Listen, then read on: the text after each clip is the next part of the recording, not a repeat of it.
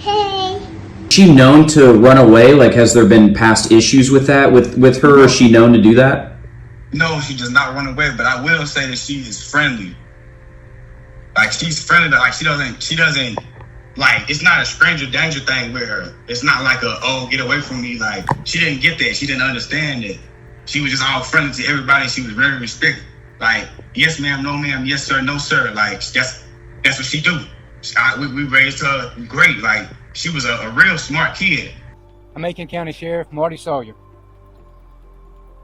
And we're gathered here, and I'm gathered here with all these law enforcement partners to make the hardest announcement that I've ever had to make in my 36 years career in law enforcement. I'm deeply saddened to tell you that our investigation and evidence leads us to believe that 4-year-old Javeayah Harris is deceased. Not knowing is killing me. It's killing me, like, because, like, I mean, you see stuff like this often, but you don't expect it to be you. 200 officers, 3,000 acres, helicopters, drones, canine units, and a church that turned into a command post overnight, running on donated hot dogs and pure will. All of it in South Carolina heat that never let up for a 4-year-old girl everybody was told had simply wandered off from behind a chicken coop. Now, if you're new here, come on in and get comfortable, because this is not the kind of story you want to be half listened to while you're folding laundry. And if you've been sitting at this table with me for a while now, honey, you know the drill. Go on and tap that subscribe button, because I promise you, by the end of this one, you are going to want to be caught up for whatever comes next. Here's the thing. Most of the country already heard the first version of this story, the missing girl, the massive search, the heartbroken parents doing interviews, begging for her safe return. Stick with me, because I have details from after the cameras packed up and went home. Details that came out days after most outlets had already moved on to the next headline. And baby, they changed everything about who you should have been feeling sorry for this whole time. Y'all, I need you to trust me on this one. Get comfortable. This is a sit-down story, not a background noise story. Hi, baby. Hey. What you want to say about the baby? Hi, baby. Javeayah Harris was 4 years old, 3.5 feet tall, about 42 pounds. I want you to sit with those numbers for a second, because they matter later. A child that small in that kind of heat. She loved Minnie Mouse. She loved chasing chickens around the coop behind her house, the same coop that would later become part of a story nobody wanted to tell. She wore her hair in braids, pink beads clipped in, the kind that click when a little girl runs. Pink Minnie Mouse pajamas were the last thing anybody says they saw her in. Her own father would later tell a reporter she could carry a full conversation better than he could. He laughed saying it. See, she was respectful too. Yes, ma'am, no, ma'am. Yes, sir, no, sir. That's how they raised her, he said. She didn't know stranger danger, would walk right up to somebody she'd never met and start talking, because nobody had ever taught her to be afraid of people. Hold on to that detail. It matters later in a way you are not going to see coming. She was, by every account anybody has given publicly, a happy, smart, chatty little girl who had absolutely no reason to expect danger from the two people whose entire job was to keep her from it. That's who Javeayah was, before any of this became a headline, a hashtag, or a search grid on a map. Now let's talk about the two people who were supposed to be keeping her safe. Javeayah Harris, 23, Mitchell A. Herring, 22, not married, boyfriend and girlfriend, and 9 months pregnant with their second child at the time all of this started. On paper, that's a young family in a small town in a house they'd only just moved into a few months prior. Chilly, That paper version did not survive the week. Here's the call that started it all. Michele Herring, dialing 911 herself the night she says Javeayah went missing. Listen close, because I need you to notice what she brings up and how calm she sounds. She had a timeline ready. She had a description ready, right down to the beads in that child's hair. She even had a theory ready. Some men, she says, loiter behind the house. That always felt a little off to her. And get this, on that same call, she tells the dispatcher her and her husband just bought this house and don't know the area too well. Ma'am, public record says otherwise on that husband part. His own words to a reporter later say otherwise too. He called her his girlfriend, not his wife. Now that might be nothing. People misspeak on the worst night of their life, but it's the first thread in a story that is about to come apart at every single seam, and I need you to keep pulling it with me. Neighbors told reporters they hadn't seen Javeayah in months, not weeks, months.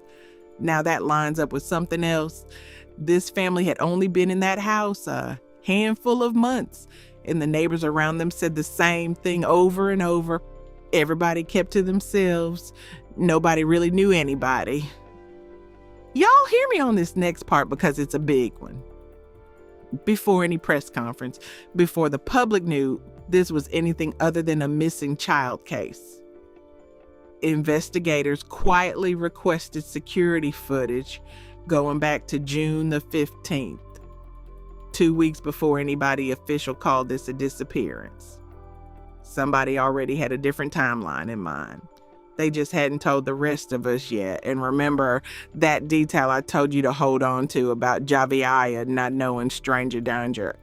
The official story was that she wandered off on her own, a friendly little girl, alone, past dark, in an unfamiliar neighborhood, in a family that had lived there such a short time that not one neighbor could say they really knew her. Something about that never did sit right with the people who actually knew her. And it took the rest of us a whole lot longer to catch up to that feeling. According to arrest warrants released July 6th, Javeayah died sometime between May the 1st and June the 15th.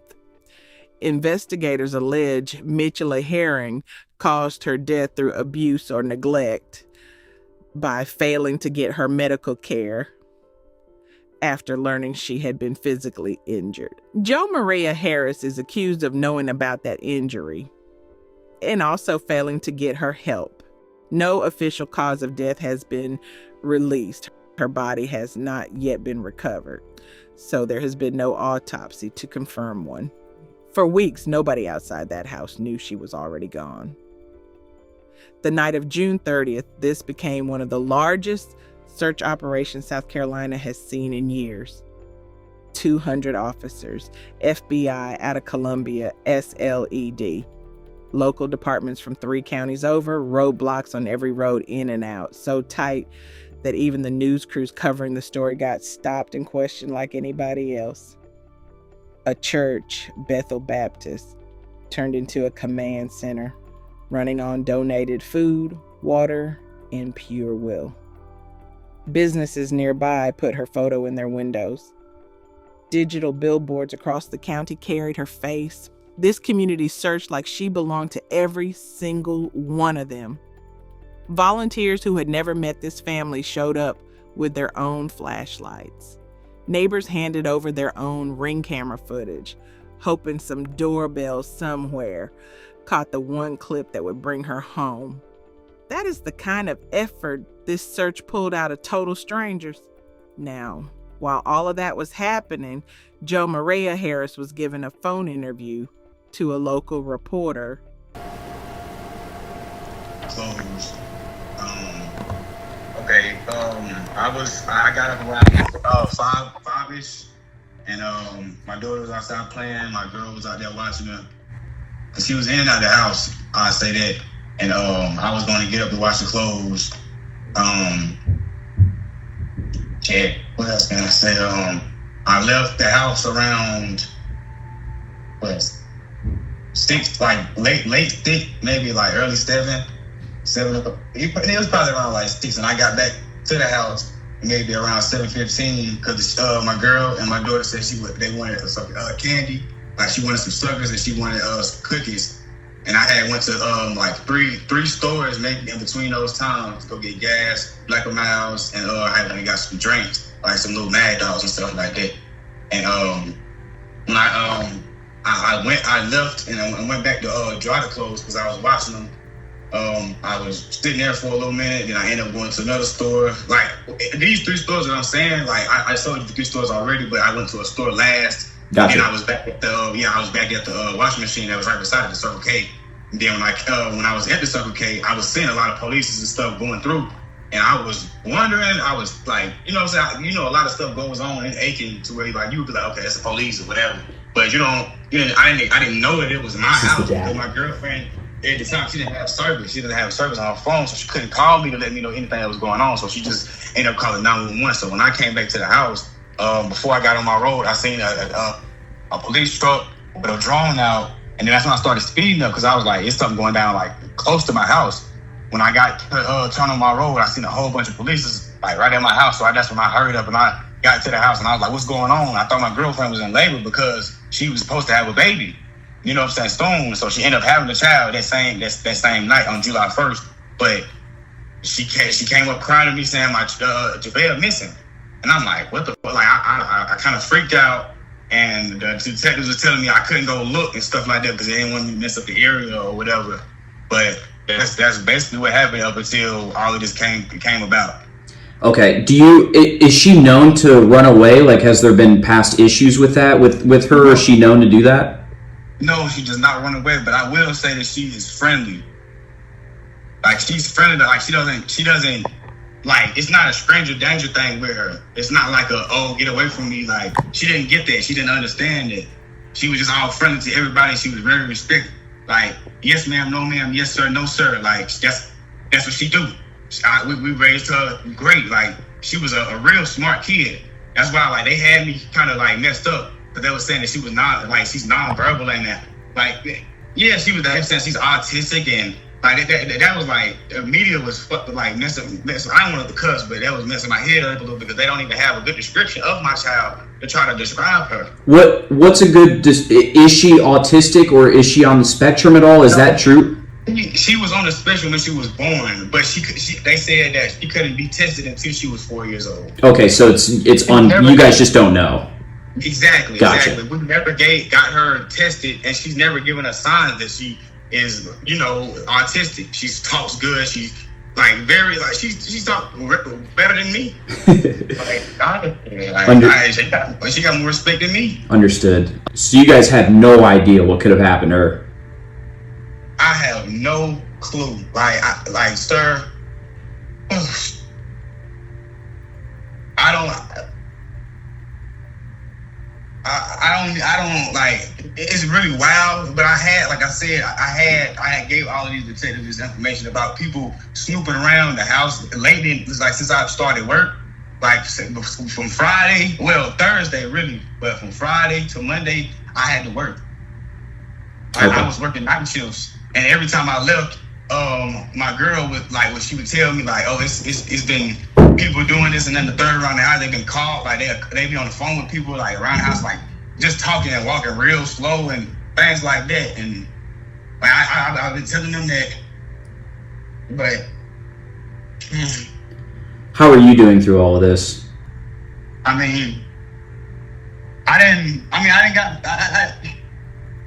It's okay. I didn't got a little bit of it out, but it's like not knowing is killing me.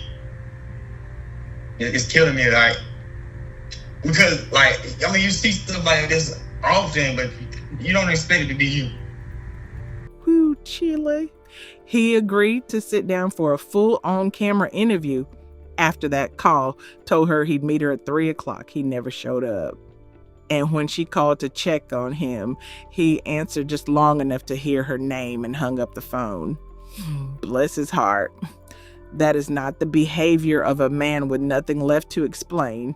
Now, hold on, because there is one more thing about that same night that I need y'all to sit with. While 200 people were combing woods and wetlands for her daughter, Mikala Herring was in a hospital giving birth to her second child that same night. Let that sit for a second. A brand new baby born into all of this was placed with a relative through the state's child welfare agency shortly after. That baby had absolutely nothing to do with any of it and deserves to grow up far away from what these next few paragraphs are about to tell you. July 4th, Independence Day. Sheriff Marty Sawyer stood in front of every camera in the state, 36 years into a law enforcement career, and said the words he'd later call the hardest of his life.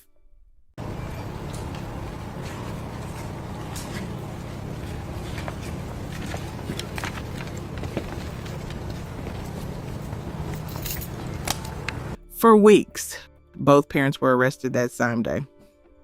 Javeayah Harris and Mitchell A. Herring, both booked and charged with homicide by child abuse. Herring charged additionally with filing a false police report.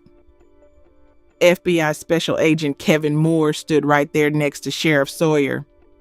Told the room the Bureau had specialists on the ground from the very beginning, their behavioral analysis unit, their child abduction rapid deployment team, dozens of personnel doing neighborhood canvasses and digital media review.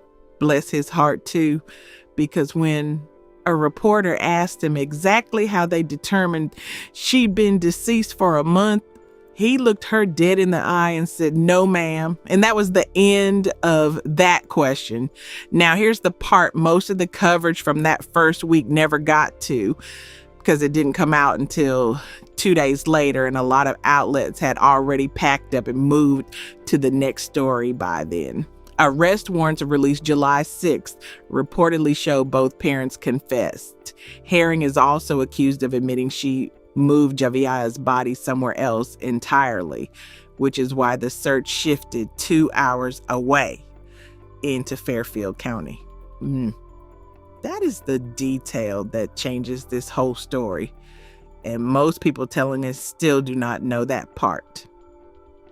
A reporter in that room asked the obvious question: when exactly did this stop being a search for a missing child and start being a search for a body? The sheriff's answer was a whole lot of words that added up to, he wasn't going to say. Okay. Noted. The sheriff also said plainly that more charges could still be coming and that investigators have not ruled out anybody else who might know something and hasn't come forward yet. Both parents were denied bond. Their first court appearance isn't until September the 18th. So, honey, this is nowhere near over. And Sheriff Sawyer already told the room more charges could still be coming. They had a story ready for the dispatcher. A story ready for the search teams, a story ready for a reporter's phone call. The one thing neither of them had ready was an answer for where she actually was. As of right now, Javeayah still has not been found. Search crews are still working that area outside of Aiken County, and they have said plainly they are not stopping until they bring her home. I need y'all to sit with something in the comments today. 200 people searched for 4 straight days in the wrong story entirely for a little girl who was never lost to begin with. Tell me how that's supposed to sit right with anybody on July 5th, before any of the charges, before any of the warrants. This community held a vigil downtown at a spot they call the Alley. Pink balloons, pink ribbons. For a little girl most of them had never met in person. Local officials showed up too, standing alongside total strangers, all of them holding candles for a 4-year-old they only knew from a photo on a billboard. Lord, have mercy. That's the thing about a story like this one. The people who show up are so rarely the people who were supposed to. Javeayah Harris loved Minnie Mouse.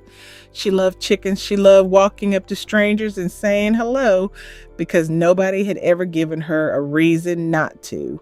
She deserved so much better than the house she was in. Rest easy, baby girl. If this story moved you the way it moved me writing it, do me a favor and drop a comment telling me what part got you the most. Was it the 911 call? Was it the birth? Was it the confession? I want to know. And if you're new here, go on and hit subscribe because we've got more of these. And I promise you, we are just getting started. We'll see y'all in the next one. Same table, same tea next time.